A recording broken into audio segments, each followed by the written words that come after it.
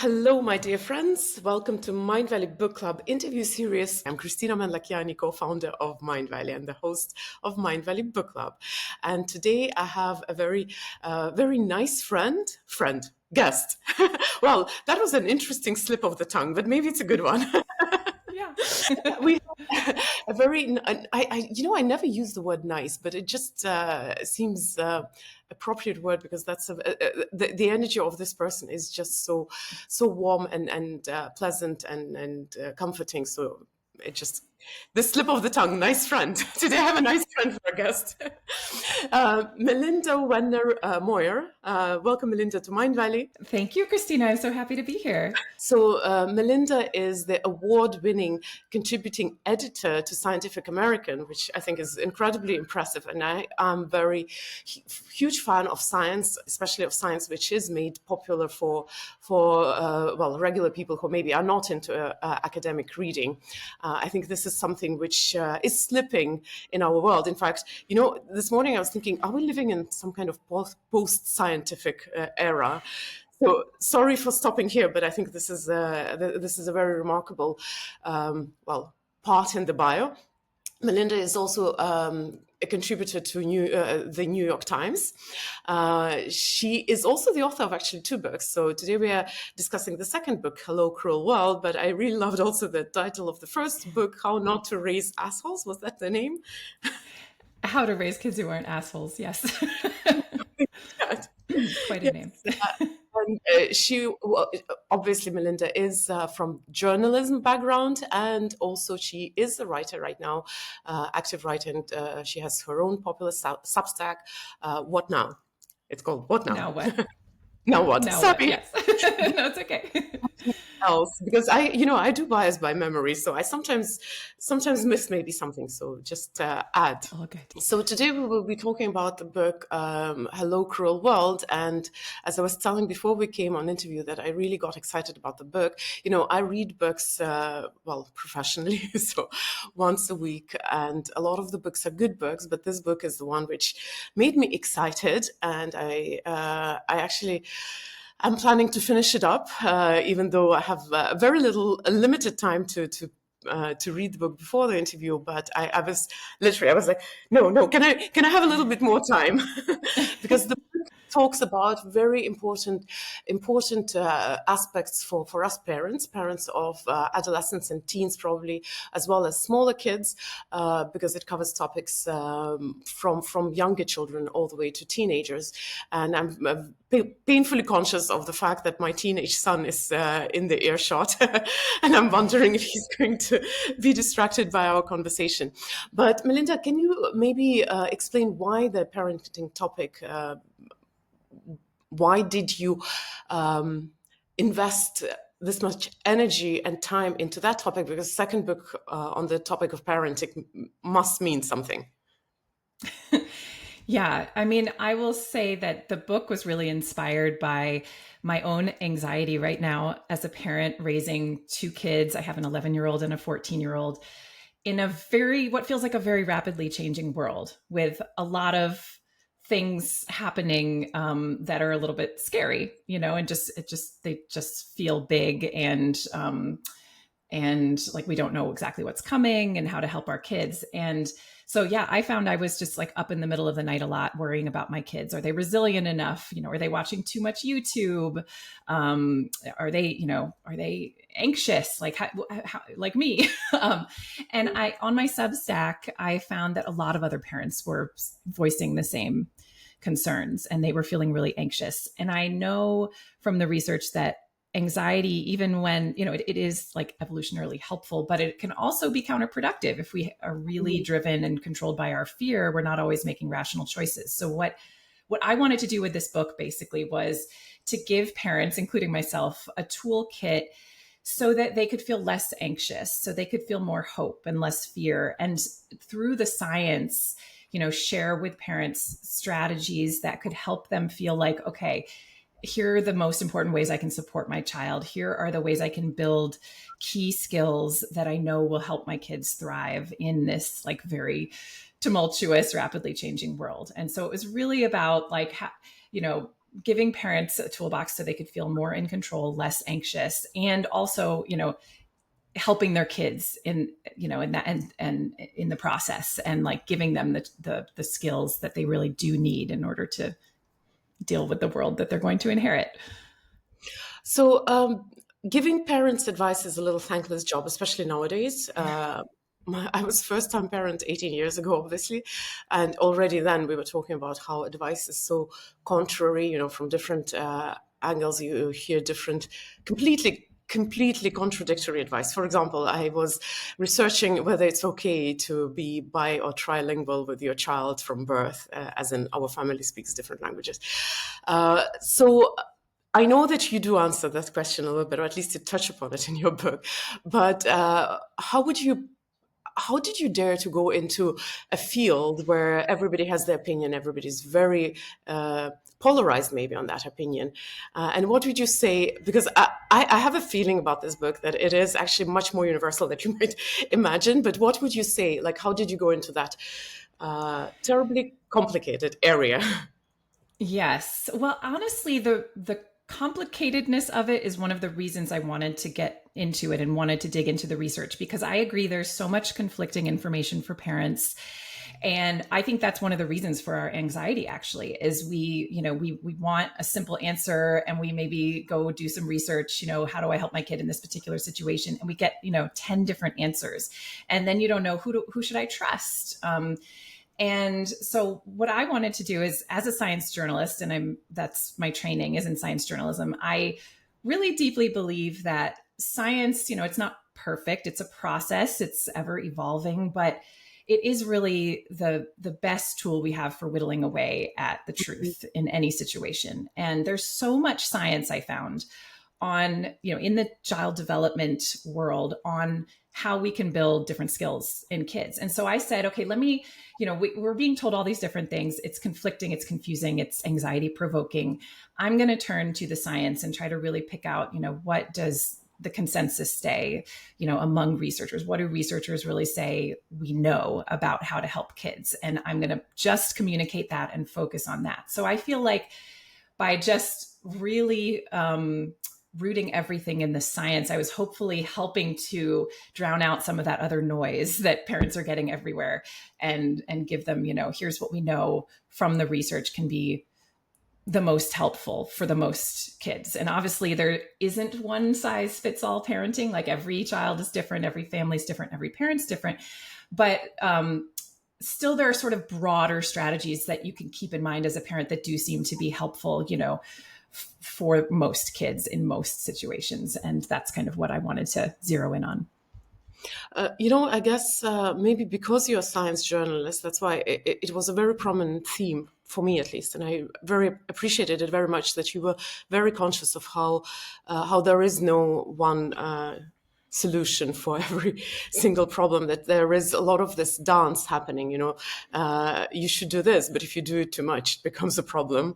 Or even the fact, I think the fact that you're very conscious of the differences in terms of how big the world is and how different our circumstances may be, and even the fact that science has researched mothers much more than fathers. So for those of you who know my style, this is one of those books which is very current and very relevant. So it is going to, sometimes in our field we have advice which seems like you could have written it 100 years ago and nothing has changed. But this one is a very up-to-date book, and it also covers topics which are anxiety provoking. For example, social media is, of course, something very, very, and technology is something which we talk about quite a lot, but also it talks about, for example, addictions, the substance abuse and such topics, and a lot about emotional intelligence. That's for those of you who are interested to read. I also want to say that, and this is a question, I had a feeling that a lot of your advice had nothing to do actually with children, but with the parents themselves needing to parent a little bit their own traumas. Could you maybe explain the relationship between, how much does our own personal development influence the kids in our families? That's a really good question. It just made me think about when I started, this is going to maybe come out wrong, but when we have a dog and we started training our dog, and our trainer said, really, this training is not for the dog, it's for you. Because really, it's true. I mean, so much of raising good kids with, healthy coping mechanisms has to do with us, and a lot of it is modeling, right? They do learn a lot from watching us and how we handle situations and how we react to things. That's not to say that we need to be perfect at all, and in fact, this is one thing I talk a lot about in the book, is the value of making mistakes as a parent, the value of not knowing the answer, of, saying, hey, this is a really good question. Let's look it up together. Let's do some research. Let's, let me model how I answer things. So it definitely is true that parents and how we were raised and how we have learned to cope with things, that these are things that are very visible to our kids. And so, the things that we experience as a child, maybe in our own parenting, the way we were parented, are going to shape how we parent, and then they're going to shape our kids, right? And we know this. But I also think that it's really an opportunity too, to have a lot of conversations with our kids. So one of the themes in the book, in addition to the value of making mistakes, is the value of just opening up to your kids about your own experiences, your own struggles, in an age appropriate way, in a way that is not, putting on your child the responsibility of taking care of you as a parent, right? They shouldn't be feeling like, I need to take care of my parent, but that it is totally okay and very valuable for kids to understand that, we make mistakes, we struggle, we don't always react in the best ways to situations, maybe because of our own traumas, our own pasts, and how we're aware of that and working on it. And just talking about the ways, the struggles that we have, the limitations we feel we have in ourselves, the ways that we're working on it, the ways that we're coping with them, is very, very helpful for kids, because then they feel less shame when they struggle and when they make mistakes and when they don't have the answers, and they realize, oh, this is normal. This is life. Everybody feels this way. So I'm not sure if I'm totally getting at your question, but it made me think about how, yes, our own pasts and our own experiences certainly shape our parenting and shape our kids, but we can use even our traumas as an opportunity for talking to our kids, for sharing, for building intimacy and trust, for, discussing the way that we are dealing with things and how we're learning and growing ourselves. I actually, there's the one quote that I wonder if I'll find it straight away. It was about perfection. Imperfect parenting can be more valuable to children than perfect parenting, if it even exists. You do talk about that quite a bit, this idea that you do not need to be perfect. Maybe that's, I think I've written out a few quotes about perfection in parenting. So you start the book with self-compassion, which I think was the big swaying point for me. Maybe I did not expect it. I do not know. So could we maybe dive a little deeper, and could you explain, why do we not get self-compassion? Why are we stuck in this world where we think that self-criticism is what moves the world ahead and creates progress? Right. Yes. Self-criticism is the norm. It's interesting. I'm really glad that you appreciated this was my first chapter, and I wasn't sure it was even going to be in the book at first. I had this sort of fleeting understanding of self-compassion as being important and helpful, but it wasn't until I really dug into the research and started talking to experts that I realized just how crucial self-compassion is. It makes such a difference both in our lives and in our kids' lives. We know there's now research actually among adolescents who have self-compassion, more self-compassion, comparing how they do with adolescents who have less self-compassion. And there's all sorts of outcomes that it's linked to. I mean, it's resilience and mental health, and also just the quality of the relationships you have. How well you take care of your physical health, whether you go to the doctor or not. If you're more self-compassionate, you're more likely to take care of yourself, go to the doctor when you're sick. So there's just all sorts of reasons self-compassion is important, but it's really hard. And as you say, I think we're all sort of, our instinct is to be critical. We mess up and we blame ourselves. And Or maybe even we haven't messed up, but something's happening and we still blame ourselves for it somehow.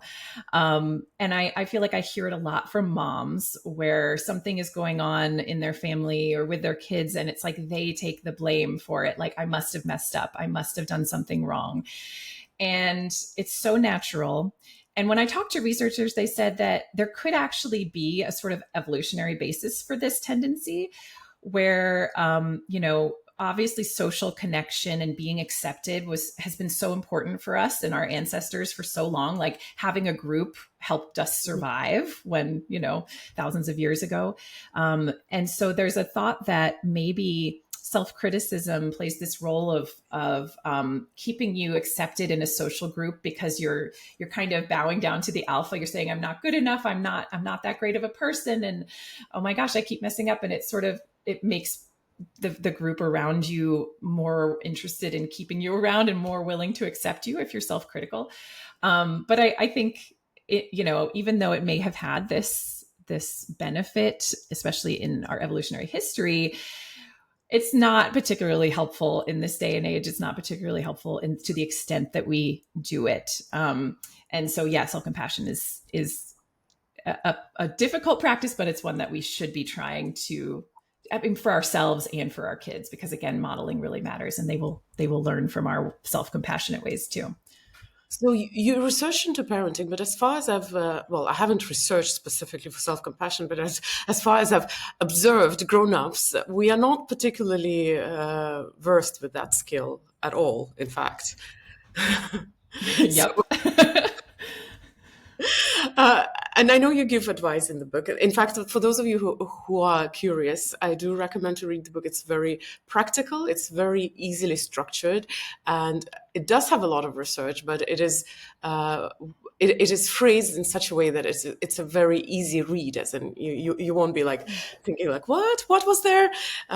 So warmly recommend. But what would you suggest to us regular grown-ups, whether we have kids or not? Like, how do we start? How do we start practicing self-compassion, and what's the difference between indulgence versus self-compassion? If anything, another theme for the book is the nuances, because it's very nuanced. Like, it sounds like this, but it's not the same. So what's the difference between being just self-indulgent, and you use that phrase, sitting on the sofa and eating chocolate, versus compassion? Yeah. So there is this idea, I think, that self-compassion is sort of letting yourself off the hook for everything. It's being, not taking responsibility. It's indulging in anything you want, like sitting on the couch and eating chocolate all day, which I think I also say, in the book, like, but actually do more of that, because that's also good to eat chocolate and just sit on the couch. Yeah, there is this misconception that it's somehow a sign of sort of laziness and self-indulgence, when really what we find is that you actually are more likely to take responsibility and grow from your mistakes if you're self-compassionate than if you're not. And so I will briefly go over like the 3 components of self-compassion, which are really good for us as parents and also for trying to instill in our kids. They're really simple, actually. So the first one is, when you're experiencing something difficult and you might be prone to self-criticism, to just notice what feelings you're having and label them. And so you might say, I'm feeling, really embarrassed right now because I tripped in the middle of the grocery store and all the eggs went everywhere. And, this is a moment where I'd be like, I'm such an idiot, like my self-critical self would be like, why did I trip? I'm so dumb, so clumsy. To instead, okay, take a minute and say, okay, I'm feeling really embarrassed right now. And just that act of naming and labeling your feeling kind of takes you out of the situation for just a second and gives you a little distance from the blame you might put on yourself, and just sort of helps you realize, like, I'm having a hard time right now. So that's the first step. The second step is to recognize that you're not alone in having this experience or this feeling, that other people have had similar experiences and have felt similar ways. And this is really useful for kids, especially teens who are, have that knee jerk, like, you could never understand what I'm going through. Nobody understands me. And so it can be really helpful to say, I completely understand that you must be feeling really bad right now. And I think anybody in your situation would be feeling this way.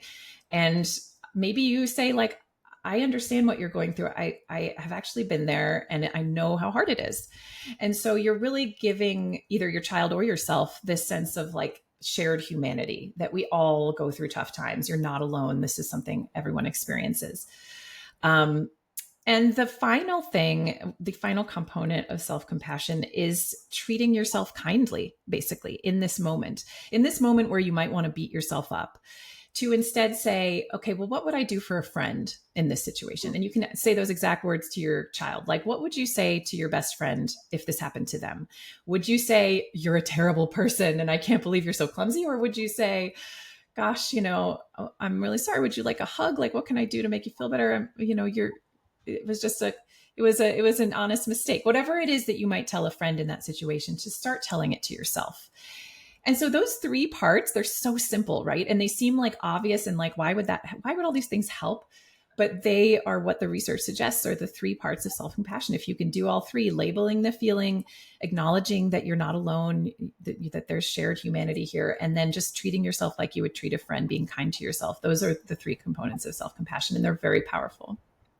So for those of you who are listening, I want to remind you that we are talking about parenting, and it might be sounding very much like self-parenting as well, and that's not a coincidence, I think. What I like also about the book, as I said, is that it's very nuanced. So there are places where, Melinda gives you the phrase, how you could say that, or how just a little different intonation, a little different, I don't know, word, and it would give a completely different message. So since we're talking about nuances, I wanted to ask about one which really struck me in your book. It was the nuance between what experience could be just a hard experience versus becoming a trauma, because you do say in the book that the same experiences can have very different impact on how people perceive them. So what makes something a trauma? What's the difference? What makes an experience into a trauma, and what would you suggest to the kids so that the kids, don't pay psychotherapists for our mistakes?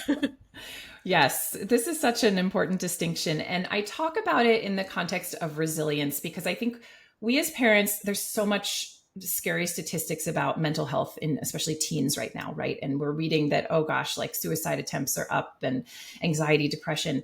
And I think in hearing all of that, our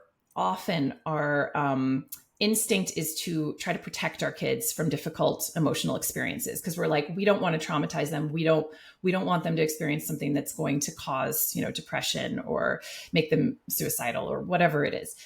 The problem is, so actually experiencing difficult things helps to often protect us against trauma. So to your question, what makes something traumatic versus not? It's not the experience itself, because we know that two people can have the same experience. Maybe it's a natural disaster that they're living through, and one will develop a trauma response and one will not. And researchers have tried to sort of figure out, well, what's the difference? What's at play here? And they found that a lot of it comes down to coping skills and how well the person can, pull from their toolbox of emotional coping skills in order to get through that situation. And the more coping skills you have, the more able you are to get through a situation and experience without developing lasting trauma. And we know that the best way for kids to develop coping skills, one of the best ways, is to give them practice, is to have them experience in safe situations, like difficult feelings, frustration, sadness, disappointment, and to have to sort of sit with that feeling and label it. That's also helpful. And to have to figure out over time, like, well, what makes me feel better when I feel this way? What's going to get me to calm down? And parents can do a lot to help kids with this, to sit down and talk with them and say, okay, you're really upset right now. What do you want to try? Maybe deep breathing, or let's do this. You can also do it yourself as a parent, talking about your own feelings and how you're coping with them. So the point is that actually letting our kids experience difficult moments, failure, frustration, disappointment, saying no to them, drawing boundaries and sticking to them, that can actually give them the practice to develop the coping skills that will ultimately, over time, protect them from trauma. So it's kind of the opposite of what our instincts tell us to do, because we think we should protect our kids from negative experiences so that they don't have any, mental health issues or develop trauma, but actually giving them, this like building up over time, the resilience skills is what keeps them safe. You were just saying that it is healthy for children to experience unpleasant emotions, but for us parents, sometimes it's painful to be witnessing your child going through something very emotionally charged. And even if you have the patience and the wisdom to recognize that, for you it might be not a big deal, but for the child it is a big deal.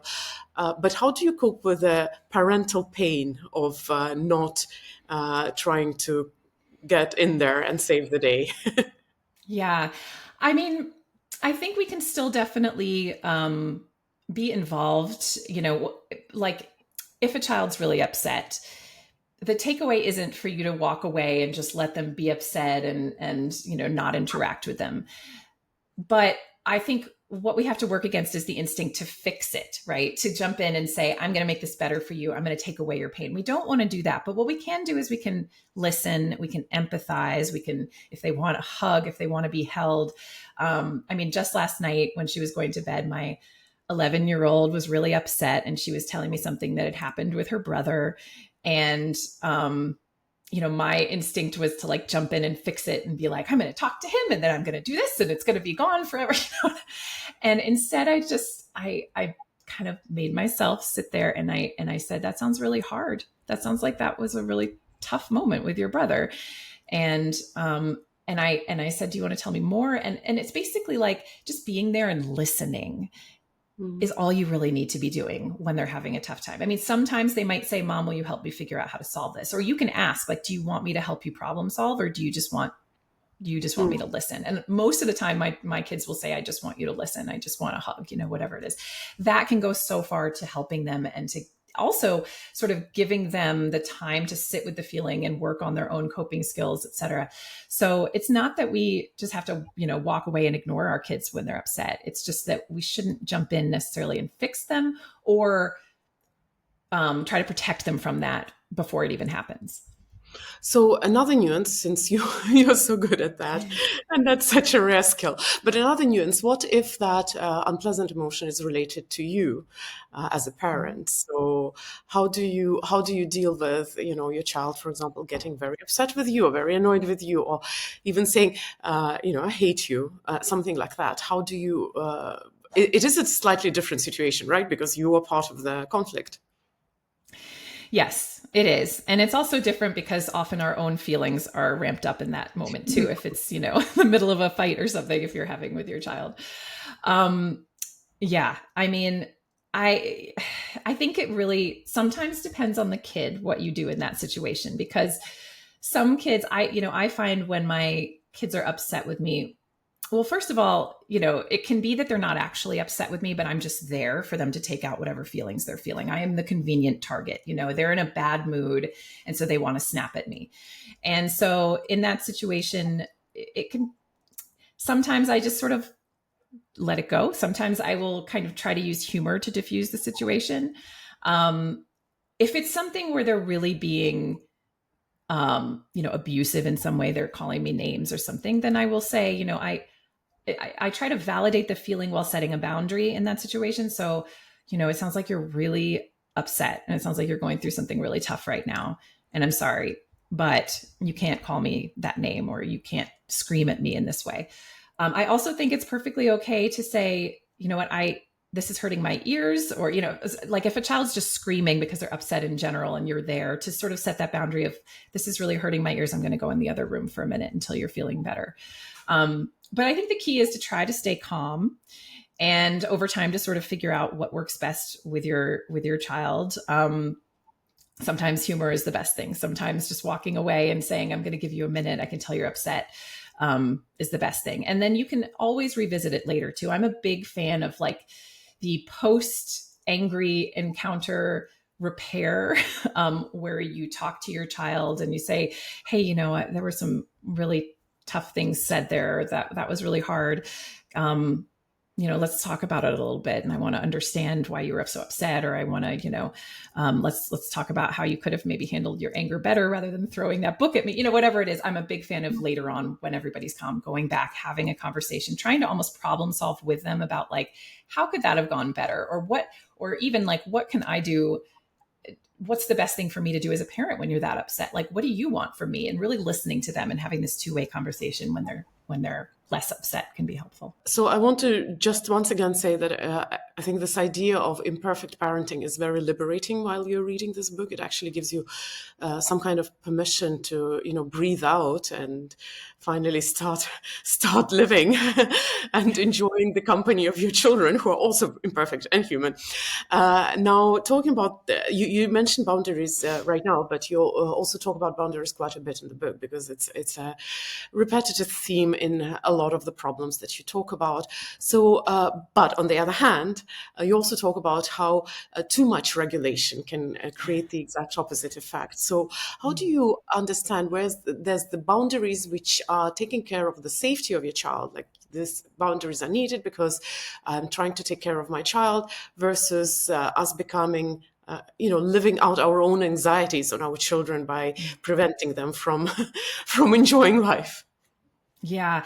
And this is one of the hardest balances, I think, in parenting, is really, and parenting is all about balance, right? Because I don't think there's ever, there are very few nevers in parenting. There are a few, but like, there are a lot of things where a little bit of something from a parent can be actually a very good thing, and it's good to see, as I said, it's good for them to see us mess up. But then there's situations in which too much of that can backfire a little. And we're not always going to get the balance right. And sometimes it's a matter of like making the mistake of going too far in one direction and then realizing, okay, I need to inch back this way a little bit, right? So some of it is just trial and error. And I think it's really hard to know in advance. But yes, in general, in the book, I talk about how it is important to have, house rules and boundaries set in place that are age appropriate, so to like protect your child from risks that are actually, posing a threat to their health. So you might want to have boundaries and set rules when it comes to drug use and drinking, right? And when they're expected to be in the house, and maybe screen time rules, like all of these things that help to ensure that kids are safe and are doing healthy things. But at the same time, we know from the research that if you set rules that are too restricted, that are not really age appropriate, and do not give the child the autonomy that they crave and need at certain ages, then that's just going to kind of cause them to take that autonomy back in other ways, to rebel, basically. So what you want to be doing ideally is setting boundaries, setting rules that you feel are necessary, while also being willing to give and take, maybe in other areas with your kids. What I recommend a lot, like when you are setting a rule, when you are creating a new boundary, is to sit down and have a conversation with your child about it that's really respectful. That's not like, here's a new rule, I don't want to hear anything you have to say about it, never talk back to me. Like that is when you say things that way, you're sort of setting kids up to want to rebel, because they're like, mom refuses to listen to me. It's like, I'm not even a human being. She's talking to me like I'm two. I hate this. I'm going to go do what I want, or, so instead to say, okay, I've been reading a lot more about TikTok, and I have some new rules that I want to set, but I also want to hear, why do you use TikTok? Like, what do you get out of it? And sort of have a two-way conversation that shows that you're listening, you care about what they care about, you want to work with them, but also, at the end of the day, you are in charge. But just by having a conversation, by being willing to listen, by not being overly restrictive or overly harsh in how you set a boundary or rule, you are helping to ensure that your child feels heard and respected in a way that will lead them to be more likely to comply and to follow your rule. So it's like, it's a little bit about how strong the rule is and whether it's age appropriate. And it's also just how you set it and the context in which you do that, and how much communication there is around why we're doing this, and, why it matters as well. So for those of you who are curious about this book, so there are quite a lot of scenarios for different situations, different age groups, in fact, as well. And as you were just talking about boundaries, I was thinking in one chapter you're talking about where the boundary is absolutely necessary and your child just wouldn't comply. So this book gives a lot of practical advice how you can navigate these relationships with kids. Now, what I wanted to ask. I also noticed you have a chapter about polarization, not a chapter per se. It's in one chapter you're talking about polarization, and I actually wanted to talk about that a little bit because another theme in your book is that by raising kids who are hopeful, resilient, and compassionate, we are making this world a better place. And I think one of the biggest problems in contemporary society is that have become so polarized, it's almost impossible to have conversations anymore. And I'm to blame as well. I sometimes feel that some people are just from another planet, and I would like to not see them just because it's so different. Anyway, how does the parenting that you talk about in your book, how does that help us actually reduce that polarization in the future? Maybe if we all raise the kids who are more compassionate. Yeah. I was really interested in this topic. I knew from before I started writing the book that I really wanted to look into why does polarization happen? What can we as parents do to reduce the risk that our kids will, be really closed-minded, develop extreme views, et cetera. And I will start by saying there isn't enough research on this, especially among like kids and teens and how these tendencies develop. We don't know enough. But at the same time, there are some really interesting ideas and also some studies that point to a couple of things that parents can do to help ensure that kids are going to grow up to be more curious and open-minded and open to different ideas. One is to really value and model curiosity as a parent. So curiosity is really what open-minded people are showing, right? It's like, I want to learn more. I don't know everything already. I'm open to understanding new nuances about issues. I'm curious. I have a lot of questions. And often our kids will behave in curious ways that sometimes make our lives difficult. Like they will, you'll ask them to clean their room and then you'll find them like reading a book on grasshoppers. And in that moment, it might be our instinct to sort of yell at them and say like, you're not supposed to be reading that book. You're supposed to be cleaning your room. But in those moments to recognize, oh, my child's being curious though. And I can value that. And so, thinking about whenever you see your child being curious, acting in a curious way, even if it's kind of counter to what you want them to be doing in the moment, to respond with at least a little bit of like, oh, I love that you're wanting to learn more about this. And that's really cool. But I also need you to clean your room, whatever it is. Another thing that's really interesting from the research, and this gets back to what we've already talked about a little, is the value of listening to kids, like really respecting what they have to say. And we know from research that when people feel heard and listened to, they actually become more open-minded because they feel safer. So when they feel heard, they feel safe. And when people feel safe, they feel like they can open up their mind and consider things. It's kind of like the opposite of, like if you're in danger, you become very closed-minded and all you can think about is like getting you and your family to safety, right? And everything everything else sort of disappears. Like your peripheral vision even gets like narrower because you're just like, I'm focused on, I need to get safe and I need to be safe. And so when you're in danger, you really you become myopic. It's the opposite of that. When you feel safe, you become more open-minded. So by just really respecting and listening to our kids, we actually encourage them to sometimes listen to us more, to be more willing to, consider other perspectives. And the other big thing that I would say is this is related to modeling curiosity, I guess, too, but to a model an acceptance of uncertainty and a comfort with uncertainty. So that might mean it's as simple as when your kid asks you a question and you don't really know the answer. Don't lie and act like you know the answer, like, oh, it's very, it's very simple. It's this thing. To just be honest and say, I actually don't know if I know the full answer to that. And I don't want to get it wrong. And I don't want to be too quick to, give an answer that might be inaccurate. So let me think about it, or let's do some research together on this, to just show your child that it is okay to not always have an opinion, and to not always have an answer, and that it's okay to admit that you don't know something. And just that is a very powerful antidote to what they're seeing, for instance, on social media, where what gets rewarded is like a very quick, very strong opinion, or, unwillingness to change your mind, right? So as parents, if we can model the opposite and show like we're willing to change our mind when new information comes in, we're willing to admit we don't have all the answers, we don't have always an opinion on something, that can be really, really powerful for sort of reducing that pull towards extreme thinking and polarization. I, of course, don't remember which topics were in which chapters specifically, but I remember, I think it was in social media, you had a very interesting topic also of how to teach your kids to discern the information that they see. And there was the list of all the logical fallacies.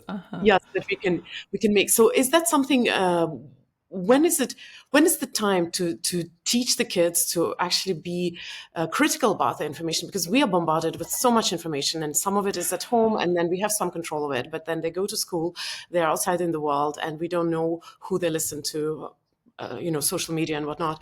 So when do you start these conversations, and how deep do you go into that? And is that just about talking about the different logical fallacies that we can make, or are there any techniques to help them actually to improve their critical thinking?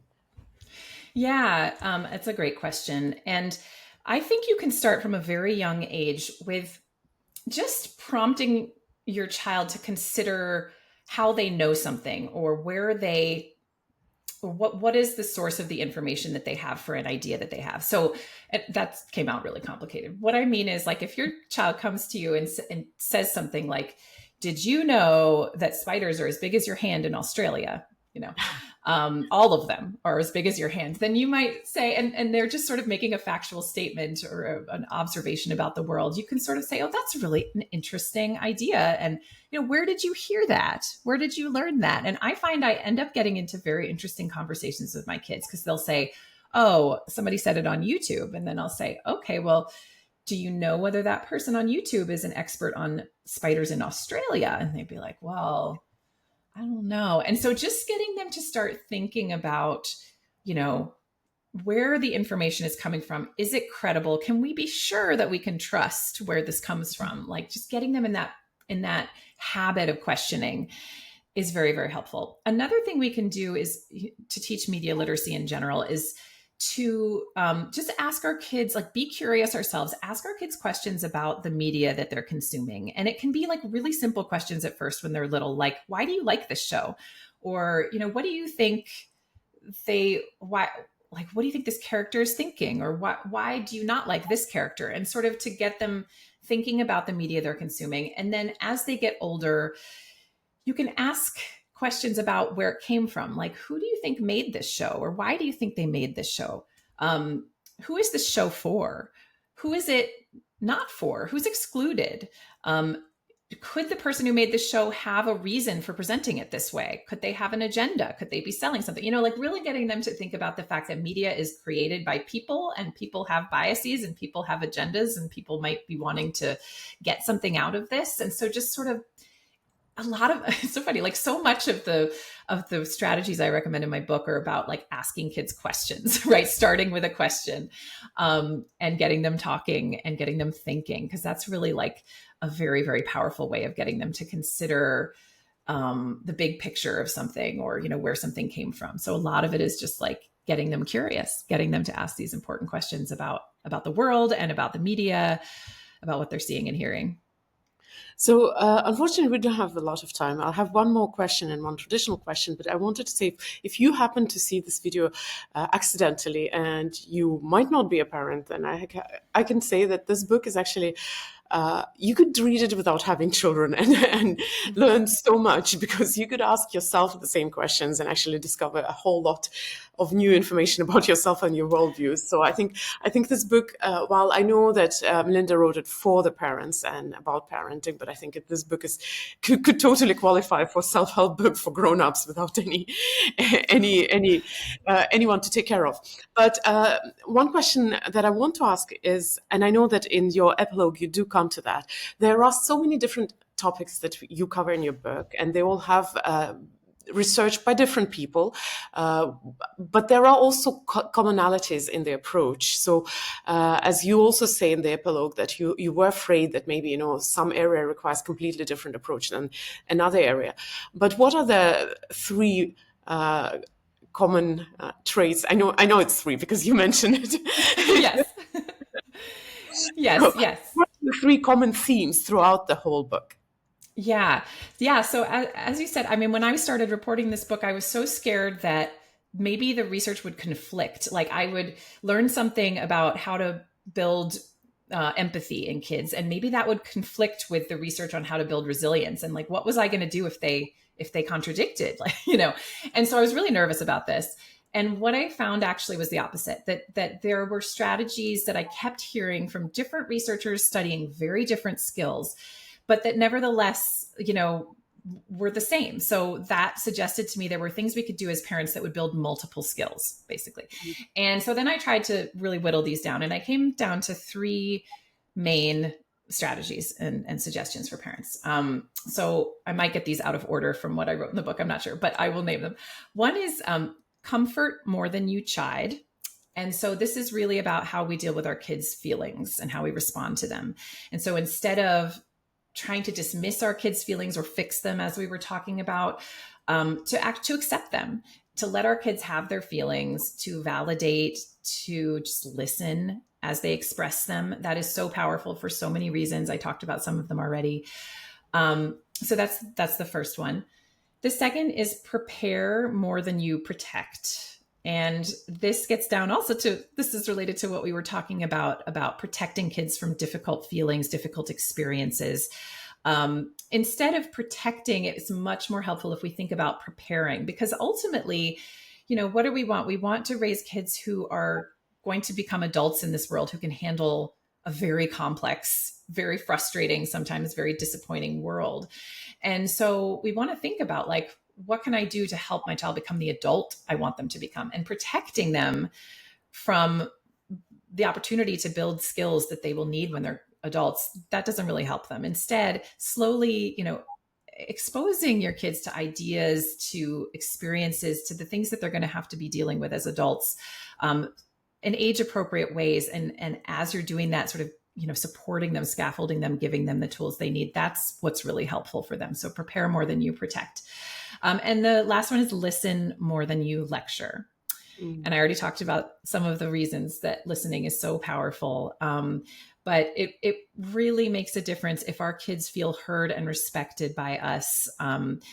It builds trust in our relationship. It makes our kids more willing to listen to us, because it's a two-way street, right? And it models curiosity. When we listen, we are modeling curiosity. We are sort of modeling an open-mindedness. Like, I want to hear what you have to say, because yes, it's valuable to me, and maybe it will change how I think about things.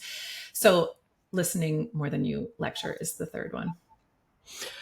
This is really beautiful. And I think these three strategies do require some level of faith in humanity, I believe, and in your children, and trust. And as I said, a very beautiful book. I was excited to read it, and as I read it, I was not disappointed, not at all. It's a really amazing book with a lot of nuances. So I warmly recommend it to all of you guys.